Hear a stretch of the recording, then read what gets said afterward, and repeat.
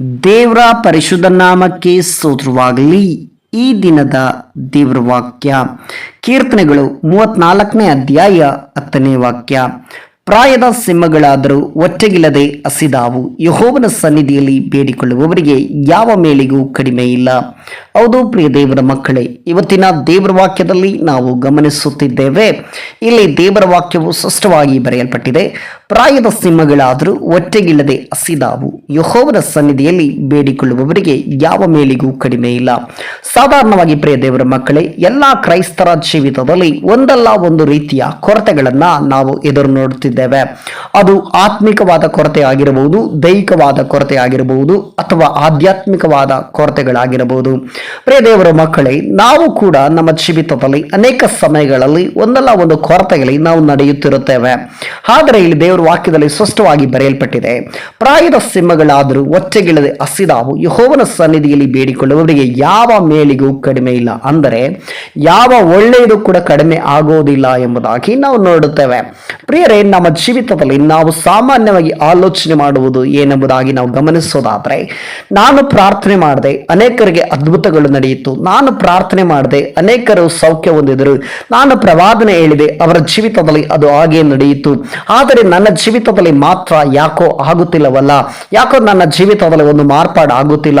ಅಯ್ಯೋ ದೇವರೇ, ನನ್ನ ಜೀವಿತದಲ್ಲಿ ನಾನು ಎಷ್ಟೋ ಪ್ರಯತ್ನ ಪಡುತ್ತಿದ್ದೇನೆ, ನನ್ನ ಜೀವಿತದ ಒಂದು ಮಾರ್ಪಾಡು ಆಗಬೇಕೆಂಬುದಾಗಿ ಪ್ರಾರ್ಥಿಸುತ್ತಿದ್ದೇನೆ, ಉಪವಾಸ ಮಾಡುತ್ತಿದ್ದೇನೆ, ಕಣ್ಣೀರು ಹಾಕುತ್ತಿದ್ದೇನೆ, ಮೊರೆ ಹಾಕುತ್ತಿದ್ದೇನೆ, ಆದರೂ ಕೂಡ ನನ್ನ ಜೀವಿತದಲ್ಲಿ ಒಂದಲ್ಲ ಒಂದು ರೀತಿಯ ಕೊರತೆಗಳನ್ನು ನಾನು ನೋಡುತ್ತಿದ್ದೇನೆ. ದೇವರೇ, ನಾನು ಯಾಕೆ ಬದುಕಬೇಕು, ನಾನು ಯಾಕೆ ಜೀವಿಸಬೇಕು, ನಾನು ಯಾಕಾದರೂ ಸ್ವಾಮಿ ಈ ಲೋಕದಲ್ಲಿ ಇರಬೇಕೆಂಬುದಾಗಿ ಅನೇಕ ಪರಿಸ್ಥಿತಿಗಳ ಮಧ್ಯದಲ್ಲಿ ನೀವು ನಡ್ಕೊಂಡು ಹೋಗ್ತಾ ಇರಬಹುದು, ಅನೇಕ ರೀತಿಯಾದ ಯೋಚನೆಗಳ ಮಧ್ಯದಲ್ಲಿ ನೀವು ನಡ್ಕೊಂಡು ಹೋಗ್ತಾ ಇರಬಹುದು. ಇವತ್ತು ಕೂಡ ಇದೇ ರೀತಿಯಾದ ಪರಿಸ್ಥಿತಿಗಳಲ್ಲಿ ನೀವಿರಬಹುದು. ಪ್ರಿಯರೇ, ದೇವರ ಆತ್ಮನು ಹೇಳ್ತಿದ್ದಾನೆ ಸ್ಪಷ್ಟವಾಗಿ, ಯೆಹೋವನ ಸನ್ನಿಧಿಯಲ್ಲಿ ಬೇಡಿಕೊಳ್ಳುವವರಿಗೆ ಯಾವ ಮೇಲಿಗೂ ಕಡಿಮೆ ಇಲ್ಲ ಎಂಬುದಾಗಿ. ಪ್ರಿಯರೇ, ಯೆಹೋವನು ನಿರೀಕ್ಷಿಸುವವರಿಗೆ ಯಾವ ಒಂದು ಕೊರತೆಯೂ ಇರೋದಿಲ್ಲ. ಯಾಕೆಂದ್ರೆ ಪ್ರಿಯ ದೇವರ ಮಕ್ಕಳೇ, ನಾವು ಯೆಹೋವನನ್ನೇ ನಿರೀಕ್ಷೆ ಇಟ್ಟಿರಬೇಕು. ಆತನ ಸನ್ನಿಧಿಯಲ್ಲಿ ಯಾವಾಗಲೂ ಬೇಡಿಕೊಳ್ಳುವವರಾಗಿರಬೇಕು. ಆತನ ಸನ್ನಿಧಿಯಲ್ಲಿ ನಾವು ಕಾಣುವುದಕ್ಕೆ ಪ್ರಯತ್ನ ಪಡಬೇಕು. ನಮ್ಮ ಜೀವಿತದಲ್ಲಿ ಕೊರತೆಗಳಿದ್ದಾವೆ, ಆತ್ಮಿಕವಾದ ಕೊರತೆಗಳು, ದೈಹಿಕವಾದ ಕೊರತೆಗಳು, ಆಧ್ಯಾತ್ಮಿಕವಾದ ಕೊರತೆಗಳು, ಅನೇಕ ರೀತಿಯ ಕೊರತೆಗಳಿದ್ದಾವೆ. ಈ ಕೊರತೆಗಳನ್ನು ನೀಗಿಸುವುದಕ್ಕೆ ನಮಗೆ ಯಾರ ಹತ್ರನೂ ಉತ್ತರ ಸಿಗುವುದಿಲ್ಲ. ಕೆಲವು ಸಮಯದಲ್ಲಿ ಕೆಲವು ಸೇವಕರನ್ನ ನಾವು ನಂಬಿ ಹೋಗುತ್ತೇವೆ, ಕೆಲವು ಪ್ರವಾದಿಗಳನ್ನು ನಂಬಿ ಹೋಗುತ್ತೇವೆ. ಇವರ ಹತ್ರ ಏನಾದ್ರೂ ಒಳ್ಳೇದು ಸಿಗಬಹುದು, ಇವರ ಹತ್ರ ಏನಾದ್ರೂ ನನಗೆ ಸಿಗಬಹುದು, ಇವರ ಹತ್ರ ಒಂದು ಬಿಡುಗಡೆ ಸಿಗಬಹುದು, ಈ ಕೊರತೆಗಳಿಗೆ ನನಗೊಂದು ಸಮಾಧಾನ ಸಿಗಬಹುದು, ಒಂದು ಸಂತೋಷ ಸಿಗಬಹುದು, ಒಂದು ನೆಮ್ಮದಿ ಸಿಗಬಹುದು ಎಂಬುದಾಗಿ ನಾವು ಆಲೋಚನೆ ಮಾಡಿಕೊಂಡು, ನಮ್ಮ ದೇಹದಲ್ಲಿ ನಾವು ಆಲೋಚನೆ ಮಾಡಿಕೊಂಡು ನಾವು ಏನ್ ಮಾಡ್ತೇವೆ ಅಂದ್ರೆ, ನಾವು ಮನುಷ್ಯರ ಮೇಲೆ ನಂಬಿ ಮನುಷ್ಯರ ಹತ್ರ ಹೋಗುತ್ತೇವೆ.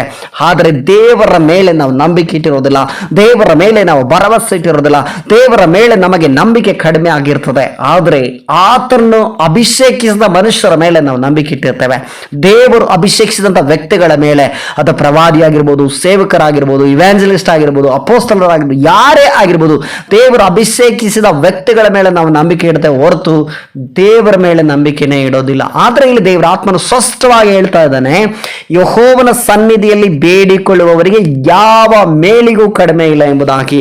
ಪ್ರಿಯ ದೇವರ ಮಕ್ಕಳೇ, ನಾವು ದೇವರ ಸನ್ನಿಧಿಯಲ್ಲಿ ಬೇಡಿಕೊಳ್ಳುವಾಗ ನೀವು ಇವತ್ತು ಯಾವ ಪರಿಸ್ಥಿತಿಯಲ್ಲಿ ಇದ್ರೂ ಸರಿಯೇ, ಯಾವ ಒಂದು ಕೊರತೆಯಲ್ಲಿ ಇದ್ರೂ ಸರಿಯೇ, ಅದು ಆತ್ಮಿಕವಾದ ಕೊರತೆ ಆಗಿರಬಹುದು, ಅಥವಾ ಒಂದು ಆಧ್ಯಾತ್ಮಿಕ ಕೊರತೆ ಆಗಿರಬಹುದು, ದೈಹಿಕವಾದ ಕೊರತೆ ಆಗಿರಬಹುದು, ಅದು ಯಾವುದೇ ರೀತಿ ಕೊರತೆಗಳಾಗಿರಬಹುದು, ನೀವು ಇವತ್ತು ದೇವರ ಸನ್ನಿಧಿಯಲ್ಲಿ ಕೂತ್ಕೊಂಡು, ದೇವರೇ ನನ್ನ ಕೊರತೆಗಳನ್ನು ನೀಗಿಸಪ್ಪ, ನನ್ನ ಜೀವಿತದಲ್ಲಿ ಇಂಥ ಕೊರತೆ ಇದೆ ಸ್ವಾಮಿ, ನಾನು ಎಷ್ಟೋ ಪ್ರಾರ್ಥನೆ ಮಾಡಿದೆ, ನನ್ನ ಜೀವಿತದಲ್ಲಿ ಉದ್ಧಾರವಾಗಲಿಲ್ಲ, ನಾನು ಎಷ್ಟೋ ಗೋಳ ಆಡಿದೆ, ನನ್ನ ಜೀವಿತ ಬದಲಾವಣೆ ಆಗಲಿಲ್ಲ, ನಾನು ಕಣ್ಣೀರು ಹಾಕಿದೆ, ನನ್ನ ಪರಿಸ್ಥಿತಿಗಳು ಬದಲಾವಣೆ ಆಗಲಿಲ್ಲ, ದೇವರೇ ಇಗೋ ಸ್ವಾಮಿ, ನಾನು ಎಷ್ಟೋ ಜನರಿಗೆ ಪ್ರವಾದನೆ ಮಾಡಿದೆ, ಅವರ ಜೀವಿತ ಮಾರ್ಪಾಡಾಯಿತು, ನಾನು ಎಷ್ಟೋ ಜನರಿಗೆ ಪ್ರಾರ್ಥನೆ ಮಾಡಿದೆ, ಅವರ ಒಂದು ಜೀವಿತದಲ್ಲಿ ಒಂದು ಬದಲಾವಣೆಯನ್ನು ನಾನು ನೋಡಿದೆ ಸ್ವಾಮಿ, ಅದರ ಸಾಕ್ಷಿಯಾಗಿ ಕೂಡ ನಾನು ಕೇಳಿದ್ದೇನೆ, ಆದರೆ ನನ್ನ ಜೀವಿತದಲ್ಲಿ ಒಂದು ಒಳ್ಳೆಯದು ನಡೆಯಲಿಲ್ಲ, ಒಂದು ಒಳ್ಳೆಯದು ಆಗಲಿಲ್ಲ, ಒಂದು ಒಳ್ಳೆಯದು ನನ್ನ ಜೀವಿತದಲ್ಲಿ ನಾನು ನೋಡ್ಲಿಕ್ಕೆ ಆಗಲಿಲ್ಲ. ಅಯ್ಯೋ ದೇವರೇ, ನಾನು ಇರುವುದಕ್ಕಿಂತ ಸಾಯುವುದೇ ಲೇಸು ಎಂಬುದಾಗಿ ನೀವು ಒಂದು ವೇಳೆ ಅಂದುಕೊಳ್ಳುತ್ತಾ ಇದೀಯಾ? ಪ್ರೀತಿಯ ಮಗನೇ, ಪ್ರೀತಿಯ ಮಗಳೇ, ದೇವರಾತ್ಮ ಇವತ್ತು ಹೇಳ್ತಿದ್ದಾನೆ, ನೀವು ದೇವರ ಸಾನ್ನಿಧ್ಯದಲ್ಲಿ ಕೂತ್ಕೊಂಡು ನೀನು ಪ್ರಾರ್ಥನೆ ಮಾಡು, ಮಾಡುವುದಾದ್ರೆ, ದೇವರ ಸಾನ್ನಿಧ್ಯದಲ್ಲಿ ಕೂತ್ಕೊಂಡು ಬೇಡಿಕೊಳ್ಳುವುದಾದ್ರೆ, ದೇವರ ಸಾನ್ನಿಧ್ಯವನ್ನ ನೀವು ಬಯಸುವುದಾದ್ರೆ, ದೇವರ ಸಾನ್ನಿಧ್ಯದಲ್ಲಿ ನೀವು ಕೇಳಿಕೊಳ್ಳುವಾಗ ನಿಮಗಿರುವ ಕೊರತೆಗಳನ್ನ ದೇವರು ನೀಗಿಸಲಿಕ್ಕೆ ಆತನು ಸರ್ವಶಕ್ತನಾಗಿದ್ದಾನೆ. ನಿಮ್ಮ ಜೀವಿತದಲ್ಲಿ ಅದು ಯಾವುದೇ ಕೊರತೆಗಳಾಗಿರಬಹುದು. ಒಂದು ವೇಳೆ ಹಣಕಾಸಿನ ಕೊರತೆ, ಆರೋಗ್ಯದಲ್ಲಿ ಕೊರತೆ, ಅಥವಾ ಯಾವುದೋ ಒಂದು ಲೋಕದ ವಿಚಾರದಲ್ಲಿ ಏರುಪೇರುಗಳು, ಅಥವಾ ನಿಮ್ಮ ಆತ್ಮಿಕ ಜೀವಿತದಲ್ಲಿ ಕೊರತೆಗಳು, ಪ್ರಾರ್ಥನೆ ಮಾಡ್ಲಿಕ್ಕಾಗಲಾರದ ಪರಿಸ್ಥಿತಿಗಳು, ಅಥವಾ ಯಾವುದೇ ಆಗಿರಬಹುದು ಪ್ರಿಯರೇ. ಈ ಲೋಕದಲ್ಲಿರುವ ಯಾವ ಕೊರತೆಗಳಾಗಿರಲಿ, ಅದು ಆಧ್ಯಾತ್ಮಿಕವಾಗಿರಬಹುದು, ಆತ್ಮಿಕವಾಗಿರಬಹುದು, ದೈಹಿಕವಾಗಿರಬಹುದು, ಮಾನಸಿಕವಾಗಿರಬಹುದು, ಎಲ್ಲ ಕೊರತೆಗಳನ್ನು ನೀಗಿಸುವುದಕ್ಕೆ ನನ್ನ ಕರ್ತನು ಶಕ್ತನಾಗಿದ್ದಾನೆ ಎಂಬುದಾಗಿ ನೀವು ನಂಬಿ ದೇವರ ಸಾನ್ನಿಧ್ಯದಲ್ಲಿ ಇದು ಕೂತುಕೊಳ್ಳುವುದಾದ್ರೆ, ಇವತ್ತಿನ ದಿನದಲ್ಲಿ ನಿಮ್ಮ ಕೊರತೆಗಳನ್ನು ದೇವರು ಮಾರ್ಪಡಿಸಲಿಕ್ಕೆ ಆತನು ಸರ್ವಶಕ್ತನಾಗಿದ್ದಾನೆ. ಈ ವಾಕ್ಯದೊಟ್ಟಿಗೆ ದೇವರು ತಾನೇ ನಿಮ್ಮೆಲ್ಲರನ್ನು ಆಶೀರ್ವಾದ ಮಾಡಲಿ. ಯೇಸುವಿನ ನಾಮದಲ್ಲಿ ಪ್ರಾರ್ಥಿಸೋಣ. ಸರ್ವಶಕ್ತನು ಮಹಾಪರಿಶುದ್ಧನು ಆದ ತಂದೆಯಾದ ದೇವರೇ, ಈ ದಿನಕ್ಕಾಗಿ ಸ್ತೋತ್ರ ಅಪ್ಪ.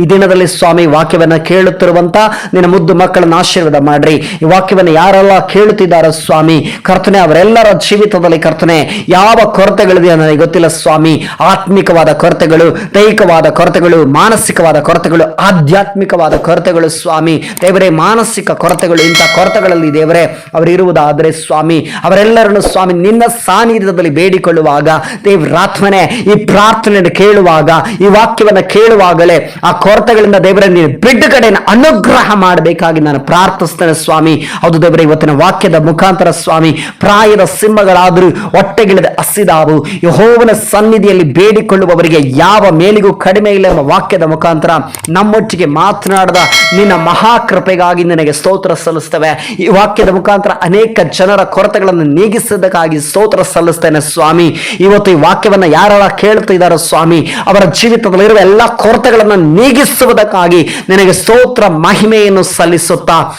ಯೇಸು ಕ್ರಿಸ್ತನ ಅಧಿಕಾರವುಳ್ಳ ನಾಮದಲ್ಲಿ ಪ್ರಾರ್ಥಿಸ್ತೇನೆ ತಂದೆಯ ದೇವರೇ. ಆಮೇನ್, ಆಮೇನ್, ಆಮೇನ್. ದೇವರು ನಿಮ್ಮನ್ನು ಆಶೀರ್ವದಿಸಲಿ.